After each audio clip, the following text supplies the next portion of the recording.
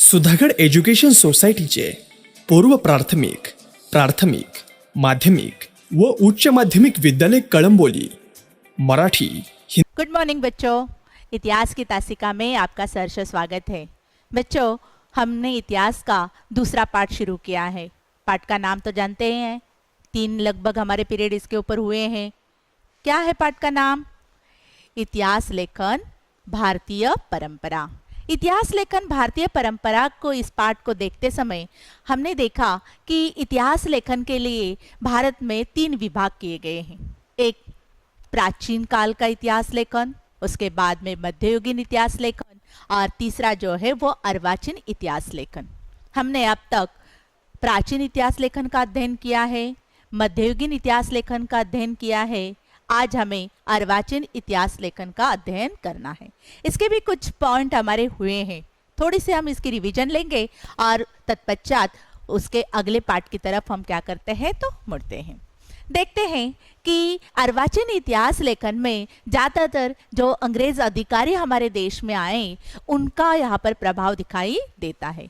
अर्वाचीन इतिहास लेखन की शुरुआत भारत में कैसे हुई? आप सभी जानते हैं, हमारा भारत ये एक अंग्रेज़ों का उपनिवेश था और इस उपनिवेश से कच्चा माल की आपूर्ति होना बहुत आवश्यक था, क्योंकि अंग्रेज़ों की जो औद्योगिक क्रांति हुई थी इंग्लैंड में, इस औद्योगिक क्रांति को लगने वाला जितना भी रॉ मटेरियल था या कच्चा माल था, इसकी आपूर्ति भारत जैसे उपनिवेश से होती थी। और इस कच्चे माल की आपूर्ति जलद गति से होने के लिए यहाँ पर जलद यातायात के साधन होना आवश्यक था, इसलिए रेलवे जैसे जलद यातायात के साधन की स्थापना उन्होंने भारत में करना शुरू की। इसी के दौरान लाहौर से मुल्तान इस रेलवे के खुदाई काम की शुरुआत हुई और इस खुदाई काम में उन्हें कई प्राचीन अवशेष प्राप्त हुए। क्या प्राचीन अवशेष प्राप्त हुए? जैसे प्राचीन ईंटें, उसके तत्पश्चात प्राचीन मुद्राएं, इसके तत्पश्चात यहाँ पर कुछ खिलौने, अलंकार, ऐसे अवशेष प्राप्त हुए। अंग्रेज अधिकारियों के इसके प्रति कुतूहल, जिज्ञासा और जागृत हुई और इसके संरक्षण तथा संवर्धन करने के लिए उन्होंने भारत में पहली बार पुरातत्व विभाग की क्या की तो स्थापना की। इस पुरातत्व विभाग के पहले सर्वेक्षण अधिकारी के रूप में अलेक्जेंडर कनिंघम जैसे अधिकारी की नियुक्ति की गई। यहाँ पर अलेक्जेंडर कनिंघम ये क्या पुरातत्व विभाग के विशेषज्ञ नहीं थे, मगर उनकी इसमें रुचि थी। कैसे रुचि निर्माण हुई इनको? इनके जो मित्र थे वो पुरातत्व विभाग के प्रमुख भी थे और पुरातत्व विभाग के विशेषज्ञ भी थे और इन्हीं के सहवास में रहते रहते उन्हें इसके बारे में क्या हो गई तो जिज्ञासा निर्माण हुई। उत्खनन, अनुसंधान, इतिहास लेखन, इसके प्रति रुचि निर्माण हुई और इसीलिए उन्होंने भारत के प्राचीन बौद्ध धर्म ग्रंथों का उन्होंने अध्ययन किया, प्राचीन बौद्ध अवशेषों का उन्होंने अध्ययन किया और इसीलिए उन्हें इस पुरातत्व विभाग के सर्वेक्षण के प्रथम अधिकारी के रूप में अंग्रेजों ने इनके लिए क्या किया था तो चुना गया था और उन्होंने बौद्ध अवशेषों का अध्ययन करके इतिहास लेखन किया। इनके पश्चात इसी सर्वेक्षण विभाग के द्वितीय अधिकारी बने John Marshall. Sir John Marshall, इन्होंने भी बौद्ध धर्म ग्रंथों के अनुसार सांची, सारनाथ, पटना, बिहार, इसके अलावा तक्षशिला जैसे क्षेत्रों में उत्खनन का कार्य किया। उत्खनन के बाद जो प्राप्त अवशेष थे उनका अध्ययन किया और उसके आधार पर इतिहास का लेखन किया। इनकी सबसे बड़ी मौलिक खोज यानी कि सिंधु संस्कृति की खोज, जिसे हम हड़प्पा संस्कृति, मोहनजोदड़ो संस्कृति भी कहते हैं, तो ये खोज उनका क्या था तो मौलिक सर्वेक्षण कार्य था। 1904 में उन्होंने हमारे देश में जितने भी पुरातत्व विभाग के तहत जितने भी प्राचीन वस्तुएं, प्राचीन वास्तु तथा प्राचीन अवशेष प्राप्त हुए, इनका सर्वेक्षण करके उनको संरक्षण तथा संवर्धन का कायदा पारित किया, यानी कि कानून पारित किया। उसी के तहत उन्होंने भारतीय जो उत्खनन में इंटरेस्ट रखने वाले या अनुसंधान करने वाले जो भी इतिहासकार थे उनको प्रशिक्षण देने का भी कार्य किया। यानी कि सर जॉन मार्शल ने 5000 वर्ष पुरानी सिंधु संस्कृति की खोज, ये उनका क्या है तो मौलिक कार्य है। इनके तत्पश्चात जेम्स मिल ये एक ब्रिटिश अधिकारी थे जिन्होंने हमारे देश में जो पहली व्यापारी कंपनियां आई थी, क्या नाम है बच्चों, सभी जानते हैं इस कंपनी का नाम? इस कंपनी का नाम है ब्रिटिश ईस्ट इंडिया कंपनी।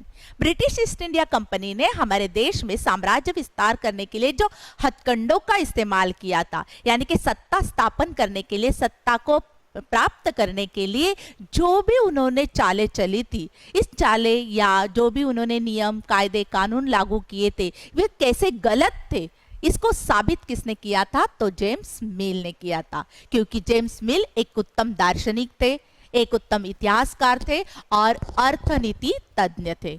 और इसके तहत उन्होंने कई सारे उपन्यास भी लिखे, कई सारे उन्होंने अर्थशास्त्र के आधार पर ग्रंथ का लेखन किया।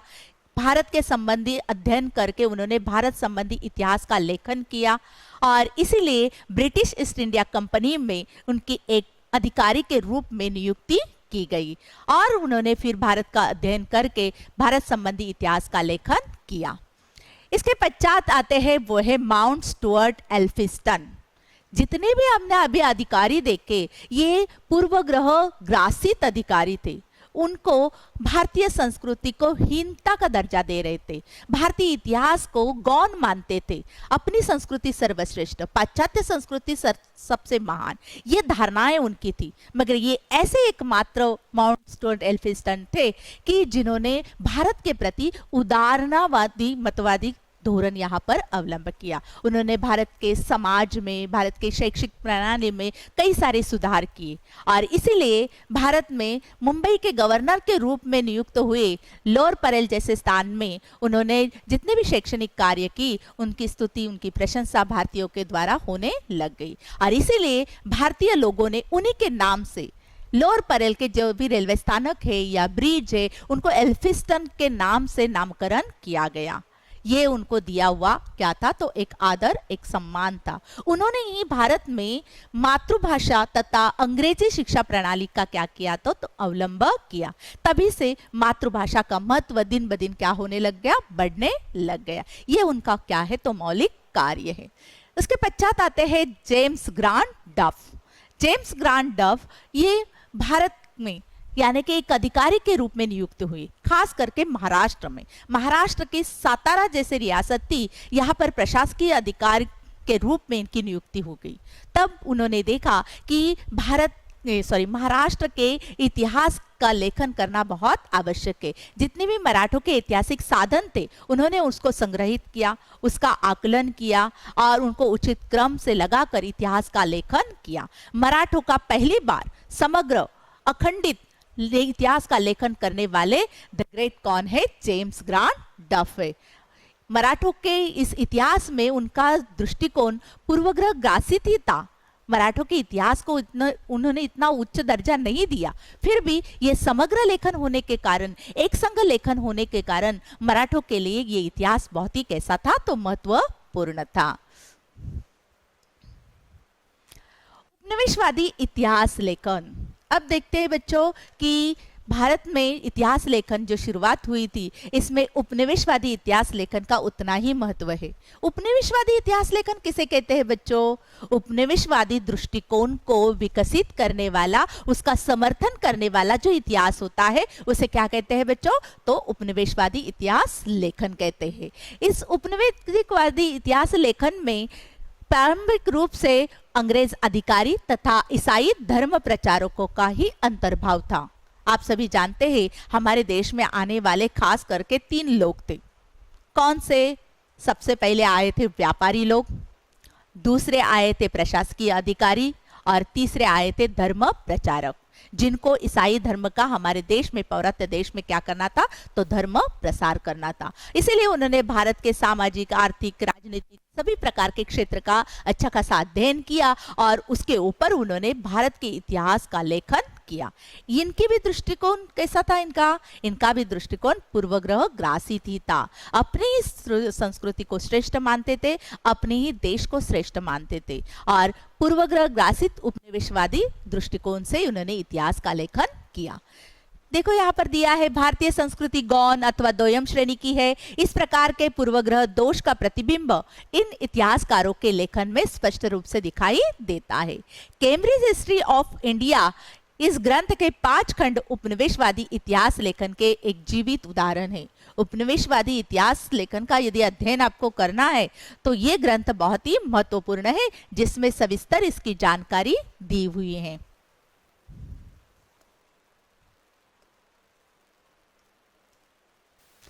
प्राच्यवादी इतिहास लेखन। उपनिवेशवादी इतिहास लेखन के बाद आता है प्राच्यवादी इतिहास लेखन। प्राच्यवादी किसे कहते हैं बच्चों? जितने भी इतिहासकार थे उनको पूर्व दिशा के प्रति कुतूहल था, वहाँ के सामाजिक परंपरा, रूढ़ी, रीति रिवाज, उसके पश्चात वहाँ की धर्म व्यवस्था, वहाँ की अर्थव्यवस्था, वहाँ की राजनीति की व्यवस्था, ये इसके बारे में एक कुतूहल, एक जिज्ञासा था, इसके प्रति उनको आदर भाव था, इनके लिए उनके मन में प्रशंसा थी और इसीलिए उन्होंने इस संस्कृति का अध्ययन करने की क्या की तो कोशिश की। ऐसे प्रशंसा आदर भाव रखने वाले अध्ययनकर्ताओं को, खोजकर्ताओं को, इतिहासकारों को क्या कहते हैं बच्चों? प्राच्यवादी इतिहासकार कहते हैं। अब इन प्राच्यवादी इतिहासकारों ने खास करके कौन सा धागा पकड़ा था या अध्ययन का एकमात्र साधन कौन सा उन्होंने दिया था? और वो था संस्कृत भाषा, क्योंकि हमारे प्राचीन जितने भी धर्म ग्रंथ है वो अधिक से अधिक संस्कृत भाषा में लिखे हुए, इसीलिए उन्होंने संस्कृत भाषा का गाढ़ा अध्ययन किया और उन्होंने देखा कि संस्कृत भाषा और यूरोपियन भाषा इनमें कौन सी समानता है। इन समानताओं को ढूंढने की कोशिश उन्होंने यहाँ पर की और इनमें जितने भी समानताएं हैं इनको निकालने के बाद उनको ये एहसास हुआ कि संस्कृत साहित्य या संस्कृत भाषा जो है वो एक प्राचीन भाषा से ही आई हुई है। और ये प्राचीन भाषा कौन सी है? तो एक प्राचीन भाषा है इंडो यूरोपियन भाषा। इंडो यूरोपियन भाषा से ही संस्कृत भाषा का जन्म हुआ है, उसी से ही इस भाषा की निर्मित हुई है और आज जो भी यूरोपियन भाषाएं बोली जाती है वो इंडो यूरोपियन भाषा से ही निर्मित भाषाएं हैं। ये इसका एहसास इन प्राच्यवादी इतिहासकारों ने करके दिया। प्राच्यवादी इतिहासकारों में कौन से इतिहासकार है? जैसे पहले इतिहासकार है विलियम जोन्स। विलियम जोन्स ने 1784 में सर विलियम जोन्स ने कलकत्ता में एशियाटिक सोसाइटी की स्थापना की। हमारे भारत देश में कलकत्ता में एशियाटिक सोसाइटी की स्थापना करके जितने भी पूर्व के एशिया के राष्ट्र है वहाँ के प्राचीन धर्म ग्रंथों का अध्ययन किया, वहाँ के सामाजिक संस्था का अध्ययन किया, वहाँ के रूढ़ी परंपराएं, वहाँ की जाति व्यवस्था, वहाँ के जितने भी समाजवाद की संरचना थी, इनका अध्ययन उन्होंने क्या किया तो करके अपने इतिहास का लेखन किया। इसके माध्यम से प्राचीन भारतीय वाङ्मय और इतिहास के अध्ययन को प्रेरणा प्राप्त हुई। जैसे विलियम जोन्स ने ये एशियाटिक स्थापना की, वैसे भारतीय लोगों को भी अपने इतिहास लेखन की प्रेरणा प्राप्त हुई। उन्होंने भी क्या किया तो अपना इतिहास लिखना प्रारंभ किया। दूसरे इतिहासकार है फ्रेडरिक मैक्स मुलर। प्राच्यवादी अध्येताओं में जर्मन अध्येता फ्रेडरिक मैक्स मुलर का प्रमुख उल्लेख यहाँ पर करना बहुत आवश्यक है। उनकी दृष्टि से संस्कृत भाषा इंडो यूरोपियन भाषा समूह की अति प्राचीन भाषा है। जैसे हमने पहले पॉइंट में देखा कि संस्कृत भाषा इंडो यूरोपियन नामक भाषा से ही उसकी निर्मित हुई है, यानी कि भाषा के दृष्टिकोण से यदि देखा जाए तो यूरोपियन राष्ट्र और भारत के पौरात्य राष्ट्र ये एक संघ विश्व का एक हिस्सा है, ये यहाँ पर क्या होता है तो प्रतीत होता है। मैक्स मुलर को संस्कृत साहित्य में विशेष रुचि थी। सभी जानते हैं संस्कृत और प्राकृत दो प्रकार के साहित्य की निर्मित की गई। प्राकृत साहित्य जिसका अध्ययन हमने पहले किया है, प्राचीन समय में जितनी भी बोली भाषाएं थी, प्रादेशिक भाषाएं थी, इन सारे प्रादेशिक भाषा के समूह को क्या कहते हैं बच्चों? प्राकृतिक भाषा कहते हैं। तो इस प्राकृतिक भाषा में उन्होंने क्या किया तो साहित्य की रचना की है। तो इसमें संस्कृत साहित्य में विशेष रुचि फ्रेडरिक मैक्स मुलर को थी। उन्होंने संस्कृत ग्रंथ हितोपदेश का जर्मन भाषा में अनुवाद किया। हितोपदेश एक प्राचीन ग्रंथ है जिसमें सामान्य जनता का कार्य व्यवहार कैसे चलता था और इस कार्य व्यवहार के ऊपर उनको जो हित उपदेश यानी कि उनके कार्य के लिए कल्याणकारी उपदेश जो दिया गया था, इन सारे उपदेशों को इसमें क्या किया है तो संग्रहित किया गया है। और इस हितोपदेश प्राचीन ग्रंथ का उन्होंने जर्मन भाषा में क्या किया तो भाषांतर किया, ट्रांसलेशन किया। उसने the sacred books of the east इस नाम से 50 खंडों में इसका संपादन किया, यानी कि इनकी 50 क्या की तो आवृत्तियां बनाई और इसका इसका संपादन किया। उसने ऋग्वेद ग्रंथ का भी जर्मन भाषा में अनुवाद किया। आप सभी जानते हैं हमारी प्राचीन वाङ्मय में हमारे धरोहर क्या है तो 4 वेद, चार वेद में ऋग्वेद, यजुर्वेद, सामवेद और अथर्ववेद, प्रत्येक वेद का अलग अलग क्या है तो महत्व यहाँ पर है। और ऋग्वेद जो है, इस ऋग्वेद का उन्होंने क्या किया है तो जर्मन भाषा में अनुवाद किया है। यहाँ तक पाठ हमने देखा था बच्चों। आगे अब इस पाठ का हम क्या करेंगे तो अध्ययन करेंगे। देखो, राष्ट्रवादी इतिहास लेखन, सभी आप जानते हैं एल्फिंस्टन नामक अंग्रेज अधिकारी ने हमारे देश में शिक्षा प्रणाली की शुरुआत कैसे की। शिक्षा प्रणाली में उन्होंने हमारी मातृभाषा को महत्व दिया और अंग्रेजी भाषा को महत्व दिया। मातृभाषा में आकलन क्षमता हमारी बढ़ती है, वैसे अंग्रेजी भाषा का ज्ञान प्राप्त होने से अंग्रेजी पुस्तकों को, अंग्रेजी ग्रंथों को पढ़ना, समझना हमारे भारतीय नवयुवकों को क्या हो गया तो आसान हो गया। और इसीलिए उन्होंने भारत के संदर्भ में लिखा हुआ भारतीय इतिहास का अध्ययन करना प्रारंभ किया। और इसमें ऐसा नजर आया उनको, ऐसा उनका दृष्टिकोण हो गया कि यदि अंग्रेज विदेश से आकर हमारे देश के संस्कृति का, हमारे देश के रूढ़ि परंपराओं का, हमारे देश के प्राचीन स्वर्ण काल का अध्ययन कर रहे और उनके गौरव गरिमा को अपनी तरफ से लिख रहे हैं, तो हमें भी भारत के इतिहास के इस स्वर्ण काल के गौरव गान का क्या करना चाहिए तो अध्ययन करना चाहिए। और इस गौरव गरिमा का अध्ययन करके उन्होंने जो इतिहास लेखन किया उसे क्या कहते हैं बच्चों, राष्ट्रवादी इतिहास लेखन कहते हैं। 19वीं और 20वीं शताब्दी में अंग्रेजी शिक्षा प्रणाली में शिक्षित भारतीय इतिहासकारों के लेखन में भारत के प्राचीन वैभव के प्रति गौरव का भाव और भारतीयों के आत्मसम्मान को जागरूक करने का झुकाव दिखाई देता है। और इस संदर्भ में उन्होंने जो हमारे भारत के संदर्भ में लेखन किया और वो लेखन राष्ट्रवादी इतिहास लेखन के नाम से जाना जाता है। सबसे पहले हमारे देश के राष्ट्रवादी इतिहासकार जो है वो है विष्णु शास्त्री चिपलूनकर। विष्णु शास्त्री चिपलूनकर से ही अन्य राष्ट्रवादी इतिहासकारों को अपने भारत का इतिहास लिखने की क्या मिली तो प्रेरणा मिली। महाराष्ट्र में किए गए राष्ट्रवादी इतिहास लेखन को विष्णु शास्त्री चिपलूनकर से ही प्रेरणा प्राप्त हुई। उन्होंने भारत के प्रति पूर्वग्रह दूषित होकर अंग्रेज अधिकारियों द्वारा लिखे गए इतिहास का विरोध किया। जैसे जैसे उन्होंने उनके द्वारा लिखे गए इतिहास ग्रंथों का अध्ययन किया, तब उन्हें यह पता चला कि हमारे संस्कृति के प्रति, हमारे भारत के प्रति उनका दृष्टिकोण कैसा है। और इस दृष्टिकोण को पूर्वग्रह दूषित होने के कारण इसका विरोध विष्णु शास्त्री चिपलूनकर ने सबसे पहले किया। दूसरे राष्ट्रवादी इतिहासकार है वो है न्यायमूर्ति Mahadev Govind Ranade. The rise of the Maratha power ग्रंथ में न्यायमूर्ति महादेव गोविंद रानडे ने मराठा सत्ता के उदित होने की पृष्ठभूमि को विस्तार में स्पष्ट किया।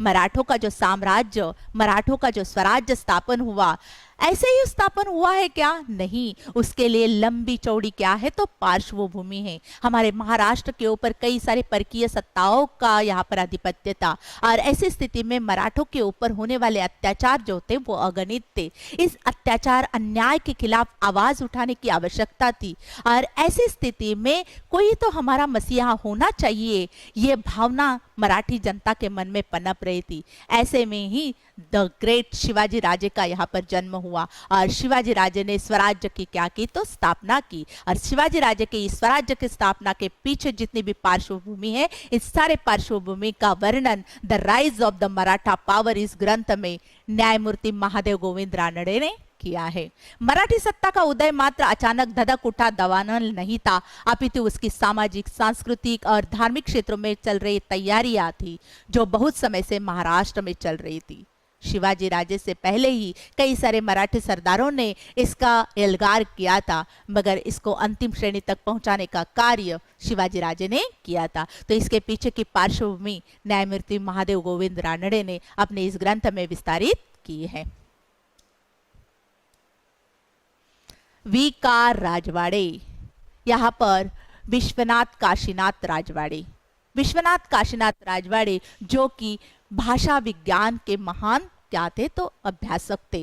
उत्पत्ति शास्त्र, व्याकरण जैसे इसके ऊपर उन्होंने मौलिक अनुसंधान किया है और उन्होंने ये प्रतिपादित किया है कि प्रत्येक व्यक्ति को अपना स्वयं इतिहास लिखना चाहिए। जो भी इतिहासकार जिस प्रांत के हैं उन्हें अपने प्रांत का इतिहास स्वयं लिखने की प्रेरणा वी.का. राजवाड़े ने अपने लेखन के द्वारा भारतीय लोगों को दी।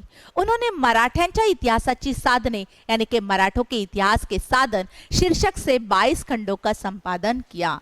मराठों का इतिहास जो है इसका अध्ययन करने के लिए जो भी ऐतिहासिक साधनों का प्रयोग किया गया, इन ऐतिहासिक साधनों के आधार पर उन्होंने मराठों के इतिहास का लेखन किया है और इनके 22 खंडों में क्या किया है तो प्रतिपादित यानी कि संपादन किया हुआ है।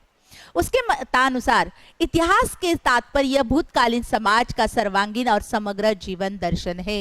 अब तक बच्चों हमने क्या देखा, इतिहास लेखन कैसे किया जाता है। इतिहास लेखन के 4 उद्देश्य का हमने अच्छे से अध्ययन किया है। क्या है 4 उद्देश्य? पहले भूतकालीन घटनाओं का संग्रह करना यानी कि संकलन करना, उनको घटना के कालक्रम के अनुसार लगाना, उनका आकलन करना, उसके पश्चात उसका विश्लेषण करके उनका उचित तथ्य निकालना। इन उद्देश्यों के साथ इतिहास रचना की जाती है, इतिहास की संरचना प्रस्तुत की जाती है। इसी को इतिहास लेखन कहते हैं। मगर ये इतिहास लेखन मतलब उस प्रदेश का, उस साम्राज्य का इतिहास हो सकता है क्या बच्चों? बिल्कुल भी नहीं। इतिहास लेखन मतलब तत्कालीन समाज का समग्र चित्रण होना चाहिए, चाहे वो राजा हो चाहे वो रंक हो। सामान्य जनता से लेकर राजा तक सभी प्रकार के सामाजिक, राजनीतिक, आर्थिक घटनाओं का उल्लेख उस इतिहास में होना चाहिए, तभी वो परिपूर्ण इतिहास कहलाता है, अन्यथा नहीं। केवल राजनीतिक गतिविधियां, सत्ता को उलट देना, षड्यंत्र रचना, युद्ध का वास्तविक वर्णन प्रस्तुत करना, ये इतिहास है क्या बच्चों? बिल्कुल भी नहीं। इतिहास मतलब पिछड़े वर्ग से लेकर राजा की युद्ध नीति शैली यहाँ तक का समग्र चित्रण मतलब क्या होता है तो इतिहास होता।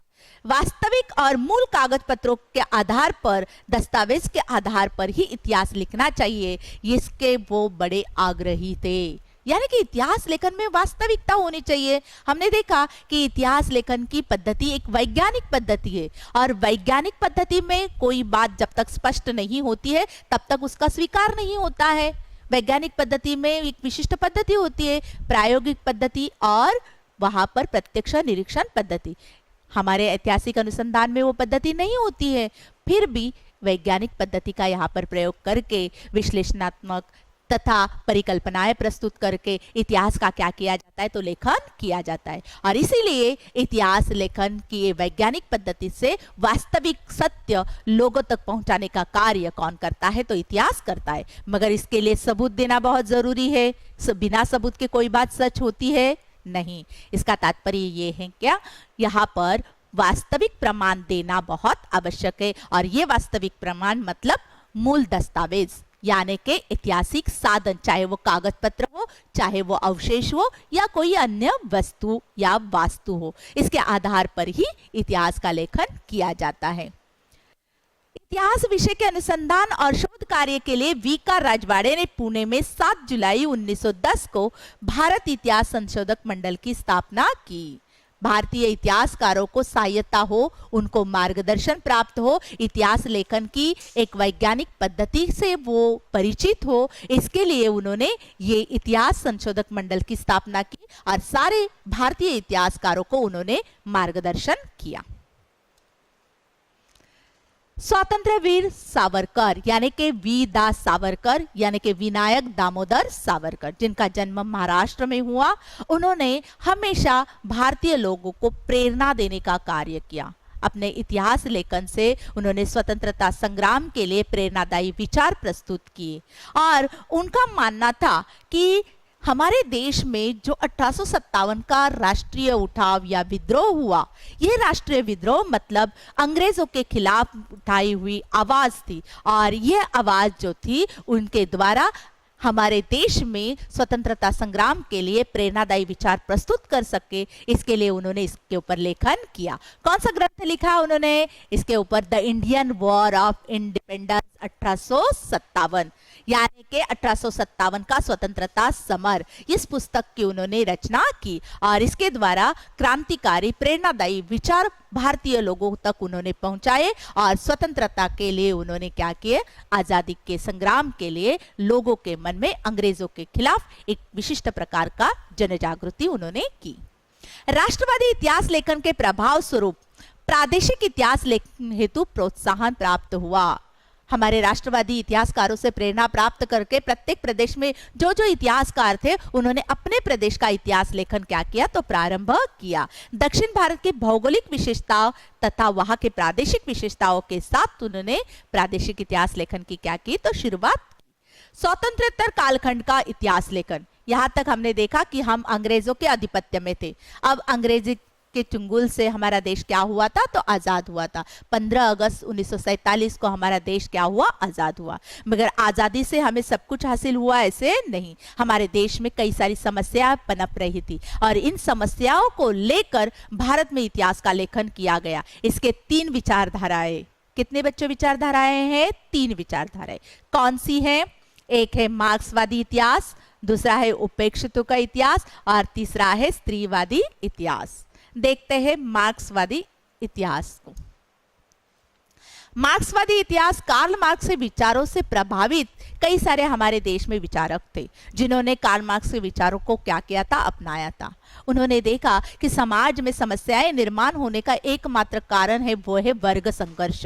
वर्ग संघर्ष मतलब क्या बच्चों? उत्पादन के साधन, आजीविका के जितने भी साधन हैं, यानी कि हमारे उदर निर्वाह को करने के लिए जितने भी साधन होते हैं, ये साधन और उनका स्वामित्व और उनका स्वरूप किसी एक विशिष्ट क्षेत्र, विशिष्ट लोगों और विशिष्ट समूह के पास होता है, जिसके कारण सामाजिक विषमता दिन ब दिन क्या होती है तो बढ़ती रहती है। और ये सामाजिक विषमता दिन ब दिन बढ़ती है, वैसे वर्ग संघर्ष दिन ब दिन क्या हो जाता है तो बढ़ता रहता है और सामान्य जनता के ऊपर अत्याचार, अन्याय, आर्थिक शोषण होता है। और इस आर्थिक शोषण को कम करना है या उसको रोकना है तो समाज की जो रचना है तो समता के आधार पर होनी चाहिए। ऐसे साम्यवादी समाजवादी विचारधारा से प्रभावित ये हमारे कौन थे तो मार्क्सवादी विचारक थे। पहले विचारक है दामोदर कोसंबी, दूसरे विचारक है कामरेड श्रीपाद अमृत डांगे, कामरेड शरद पाटिल और रामशरण शर्मा। कामरेड श्रीपाद अमृत डांगे भारतीय कम्युनिस्ट पार्टी के संस्थापकों में से एक, यानी कि भारतीय कम्युनिस्ट पार्टी यानी कि समाजवाद की स्थापना हमारे भारत देश में हुई, इसके वो मूल क्या थे तो संस्थापक थे। उनके लिखी प्रिमिटिव कम्युनिज्म टू स्लेवरी इस पुस्तक में मार्क्सवादी इतिहास लेखन का एक उत्तम उदाहरण दिखाई देता है। यानी कि उनके मार्क्सवादी विचारधारा को अगर हमें जानना है, पढ़ना है, समझना है तो ये ग्रंथ पढ़ना बहुत आवश्यक है।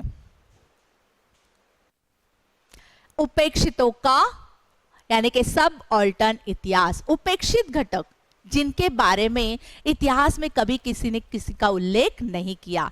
ये उपेक्षित कौन है तो उपेक्षित है हमारा स्त्री समाज, उपेक्षित है हमारे शूद्र, उपेक्षित है हमारे दलित, उपेक्षित है हमारे पिछड़े वर्ग के लोग, उपेक्षित है हमारे अपाहिज लोग, ये उपेक्षित है हमारे वृद्ध लोग। तो इनके बारे में, इनकी समस्याओं को लेकर यहाँ पर क्या किया गया तो इतिहास लेखन किया गया है। समाज में जिस सामाजिक वर्ग को सभी अधिकारों से वंचित रखा, उपेक्षित रखा, उस वर्ग के इतिहास को क्या कहते हैं बच्चों? उपेक्षितों का इतिहास कहते हैं। उपेक्षितों के समूह का इतिहास लिखने का प्रारंभ मार्क्सवादी इतिहास लेखन की परंपरा से ही हुआ है। हमने देखा अभी कि सामान्य जनता के ऊपर होने वाले अत्याचार, अन्याय, उनका आर्थिक शोषण, इसी से इस उपेक्षितवादी लेखन का क्या हुआ है तो प्रारंभ हुआ है। इतिहास लेखन का प्रारंभ समाज के निचले सामान्य लोगों के स्तर से करना होगा। इस संकल्पना को प्रस्तुत करने में एंटोनिया ग्राम्ची नामक इटालियन विचारक का स्थान महत्वपूर्ण है। इटली देश के ये इतिहासकार है जिनका नाम है ग्राम्ची। एंटोनिया ग्राम्ची ये क्या कहते हैं कि प्रत्येक इतिहासकार को इतिहास लेखन की शुरुआत राजा महाराजाओं से नहीं करनी चाहिए। तो कहां से करनी चाहिए? जितने भी समाज में पिछड़े वर्ग के लोग हैं, जितने भी सामान्य से अति सामान्य लोग हैं, उनके समस्याओं को लेकर ही इतिहास का क्या करना चाहिए तो लेखन करना चाहिए। ऐसे प्रसिद्ध इतिहासकार एंटोनिया ग्राम्ची कहते हैं। उपेक्षितों का इतिहास लिखने के लिए लोक परंपरा को महत्वपूर्ण साधन माना गया। लोक परंपराओं के नाम पर ही उनका क्या होता था बच्चों तो शोषण होता था। जैसे हमने देखा कि विधवाओं के प्रति कितना दुर्व्यवहार करते थे। तत्कालीन समाज में कोई कम आयु की विधवा होती थी तो उनके ऊपर बहुत सारे अत्याचार होते थे, अन्याय होता था, उनका शोषण होता था। किस नाम पर होता था बच्चों?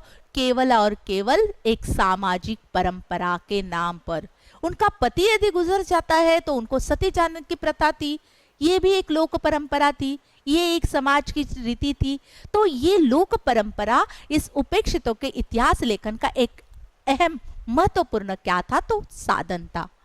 उपेक्षितों के इतिहास को एक महत्वपूर्ण विचारधारा के रूप में स्थान प्राप्त करा देने का कार्य भारतीय इतिहासकार रंजीत गुहा ने किया था। रंजीत गुहा ने उपेक्षितों के इतिहास में प्रथम लेखन किया था। उपेक्षितों के इतिहासकार महात्मा ज्योतिराव फुले। महात्मा ज्योतिराव फुले ने गुलामगिरी नामक एक अतिशूद्र का इतिहास पर एक क्या किया था, तो ग्रंथ लिखा था। शूद्र जिन्हें हम अछूत भी कहते हैं, उस जमाने में शूद्र यानी कि एकदम निम्न जाति थी और इस जाति के लोगों को सामान्य लोगों की तरह कई सारे अधिकार प्राप्त नहीं थे। उनके सारे अधिकारों से उनको कैसे रखा गया था, तो वंचित रखा गया था।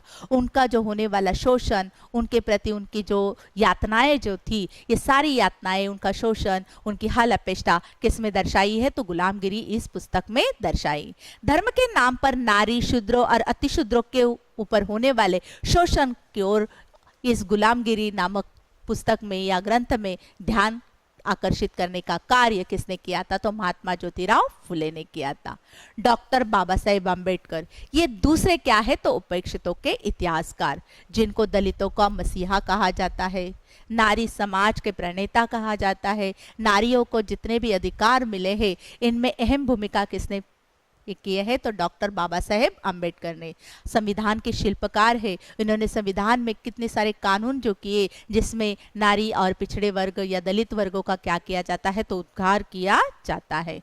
भारत के सांस्कृतिक राजनीतिक निर्माण में दलित वर्ग का बहुत बड़ा योगदान है और उपनिवेशवादी तथा राष्ट्रवादी इतिहास लेखन में उनकी की गई। हमारे अंग्रेजों के साथ चल रहे एल्गार यानी के स्वतंत्रता संग्राम में कई सारे शूद्रों ने भी आत्म बलिदान दिया था, प्राणों की आहुति दी थी और कई सारे स्त्रियों ने भी अपना योगदान दिया था, मगर भारतीय इतिहास में उनका कई उल्लेख दिखाई नहीं देता है। यानी कि उपनिवेशवादी और राष्ट्रवादी इतिहास लेखन में उनकी क्या की है, तो उपेक्षा की गई। डॉक्टर बाबा साहेब अम्बेडकर ने इस तथ्य के केंद्र में रखकर उनका क्या किया है, तो लेखन किया है। उनके द्वारा किए गए विपुल लेखन में हु वेर द शूद्राज और अनटचेबल्स इस ग्रंथ उपेक्षितों का इतिहास के क्या है, तो उत्तम उदाहरण है। स्त्रीवादी इतिहास। स्त्रीवादी इतिहास लेखिकाओं के सम्मुख बहुत सारी चुनौतियां, सभी जानते हैं बच्चों, हमारा भारतीय समाज क्या है, तो पुरुष प्रधान समाज है। इस पुरुष प्रधान समाज में नारी को अपने अस्तित्व को बचाए रखने के लिए पुरुषों के ऊपर डिपेंड रहना पड़ता है और ऐसी स्थिति में अपनी जो भी अस्तित्व है या अपनी जो कोई कल्पनाएं हैं या अपने अधिकारों के लिए उनको संघर्ष करना पड़ता था और इसी संघर्ष को लेकर या स्त्रियों के दृष्टिकोण से लिखा गया जो इतिहास है उसे क्या कहते हैं बच्चों, तो स्त्रीवादी इतिहास कहते हैं। अब इस स्त्रीवादी इतिहास लेखिकाएं जो थी वो सबसे पहले महिलाएं थी और उन्होंने अपने इस इतिहास लेखन में कौन कौन सी चुनौती का सामना किया है, इसका अध्ययन हमें करना है। भारतीय इतिहास लेखन के क्षेत्र में प्रारंभ में मुख्यतः पुरुष अध्येता कार्यरत थे। जितना भी भारतीय इतिहास लेखन किया गया है उसमें अधिकतर पुरुष इतिहासकार थे। कई महिलाओं ने यहाँ पर क्या नहीं लिया था, तो हिस्सा नहीं, उन्होंने लेखन किया था, नहीं किया था ऐसे नहीं, मगर उनका प्रकाशन नहीं हुआ था और इसीलिए महिलाओं के इन लेखन को संकलन करना ये स्त्रीवादी इतिहास लेखन के सम्मुख एक क्या थी, तो प्रमुख चुनौती थी। उसे प्रकाश में लाना स्त्रीवादी इतिहासकारों के सम्मुख एक चुनौती थी। साथ ही स्त्रियों द्वारा लिखे गए साहित्य, उनका अनुसंधान, शोध कार्य, संकलन ये भी क्या था, तो आवश्यक था। इतिहास में स्त्रियों में जो अपना स्थान बनाया था उसका नए सिरे से विचार होना आवश्यक था। यानी कि उन्होंने इतिहास लेखन में एक अपना क्या किया था, तो स्थान प्राप्त किया था। हमारी स्त्रीवादी पहली इतिहासकार भारत की कौन है, तो ताराबाई शिंदे। ताराबाई शिंदे 19वीं शताब्दी की एक लेखिका है। उन्होंने एक महत्वपूर्ण ग्रंथ लिखा और उस ग्रंथ का नाम है स्त्री पुरुष तुलना। स्त्री पुरुष तुलना में उन्होंने पुरुष प्रधान संस्कृति की तथा जाति व्यवस्था की कड़ी आलोचना की। स्त्रियों के ऊपर परंपराओं के नाम पर होने वाले अत्याचार और शोषण का उन्होंने प्रतिकार किया है और उसके विरुद्ध में उन्होंने यलगार किया है और अपने लेखन में ये बात उन्होंने क्या की है तो स्पष्ट किए हैं। और मीरा कोसंबी, स्वतंत्रता कालखंड में जो लेखन हुआ वह स्त्रियों के साथ घर और काम के स्थान पर होने वाले व्यवहार, उनका राजनीतिक समानता का अधिकार जैसे विषयों पर केंद्रित हुआ है। मीरा कोसंबी क्या कहती है कि स्त्रियों के ऊपर घर में ही अत्याचार होता है, ऐसे नहीं, जहां वो काम कार्य करती है, नौकरी करती है, वहां पर भी उनके साथ दुर्व्यवहार होता है। तो उस दुर्व्यवहार को लेकर राजनीतिक असमानता, पहले बच्चों केवल पुरुषों को मतदान का अधिकार था, स्त्रियों को मतदान का अधिकार नहीं था। बड़े संघर्ष के बाद मतदान का अधिकार हमें प्राप्त हुआ, यानी कि राजनीतिक समानता के ऊपर भी उन्होंने क्या किया था तो लेखन किया था। संप्रति समय ख्याति प्राप्त लेखन में मीरा कोसंबी की क्रॉसिंग थ्रेशोल्ड्स फेमिनिस्ट एसेज, इस पुस्तक का उन्होंने क्या किया है तो लेखन किया है। इस पुस्तक में महाराष्ट्र की पंडिता रमाबाई, भारत में डॉक्टरी कार्य करने वाली पहली स्त्री डॉक्टर रखमाबाई जैसी स्त्रियों के आधार पर उन्होंने निबंध का लेखन किया है।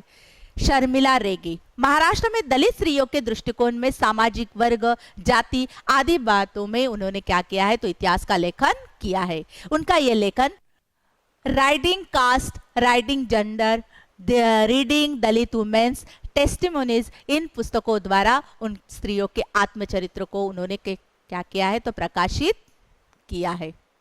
बच्चों, यहाँ पर ये पाठ हमारा क्या हुआ है तो खत्म हुआ है। इस पाठ के ऊपर हमने कुछ स्वाध्याय आपको दिया है। इस स्वाध्याय को क्या करना है तो हल करना है। इसमें जो भी आपको क्वेरीज आती है, कोई आशंकाएं आती है, उन आशंकाओं को क्या करना है तो फोन करके मुझसे पूछना है। आपके पास मेरा फोन नंबर है। यहाँ पर यह आपका दूसरा पाठ खत्म हुआ। अगले पीरियड में हम इतिहास का तीसरा पाठ शुरू करेंगे। धन्यवाद।